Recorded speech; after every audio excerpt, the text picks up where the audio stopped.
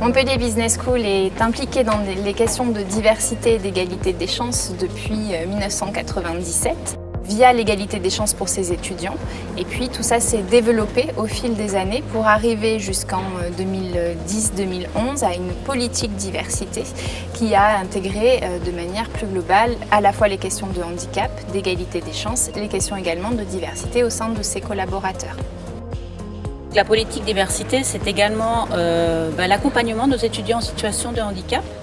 Et cet accompagnement, il est possible grâce à l'implication de nos personnels qui se sont portés volontaires pour devenir référents handicap et qui donc sont formés à ce rôle, peuvent suivre nos étudiants et répondre à leurs besoins en matière d'aménagement des cours et des examens. On parle d'accompagnement, par exemple, un étudiant dyslexique, il va avoir besoin d'un tiers-temps.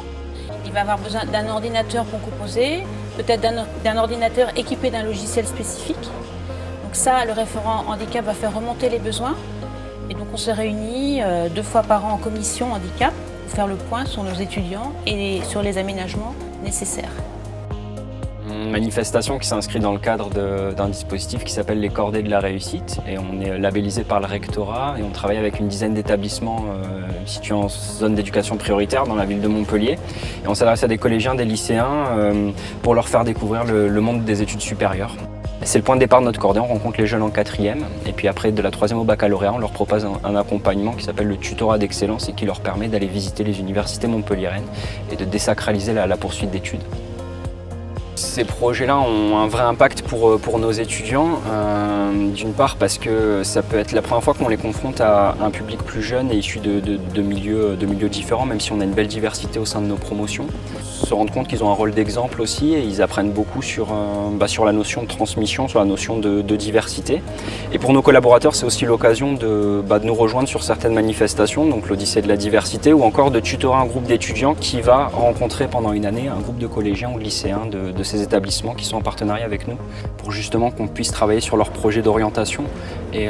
qu'ils puissent se rendre compte que Montpellier est une grande ville étudiante. On a 108 000 étudiants cette année, sur 250 000 habitants. Donc c'est vrai que c'est une possibilité pour eux de se rendre compte aussi que de leur quartier à leur université, des fois il y a juste un arrêt de tramway et il faut juste se donner les moyens pour pouvoir continuer. La politique de diversité de Montpellier Business School me paraît complètement innovante dans le sens où elle a visé à regarder la question de la diversité à 360 degrés. La question de la diversité, elle s'est posée chez nous via l'égalité des chances, mais maintenant elle se retranscrit dans comment est-ce qu'on propose à nos entreprises partenaires des talents qui sont issus de partout et qui vont être plus innovants parce qu'il faut de la diversité pour créer de l'innovation. Donc comment est-ce qu'on recrute nos étudiants, comment est-ce qu'on les monte en compétence sur ces questions de diversité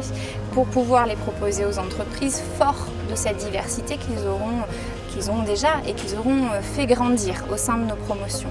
Une fois qu'on a fait ça et qu'on s'est mis ce postulat-là, ça veut dire aussi qu'en termes d'organisation, il a fallu nous doter d'outils, de contenu pédagogique et d'équipes qui sont formées à ces questions de diversité et qui sont eux-mêmes forts de leur diversité. Donc une politique RH en termes de recrutement, de montée en compétences, de formation et de sensibilisation aux questions de diversité RSE qui nécessite de se regarder à 360 degrés, de faire des analyses des risques, de mettre en place les outils du label diversité que nous avons obtenu en 2009 pour pouvoir continuer à être dans l'amélioration continue et être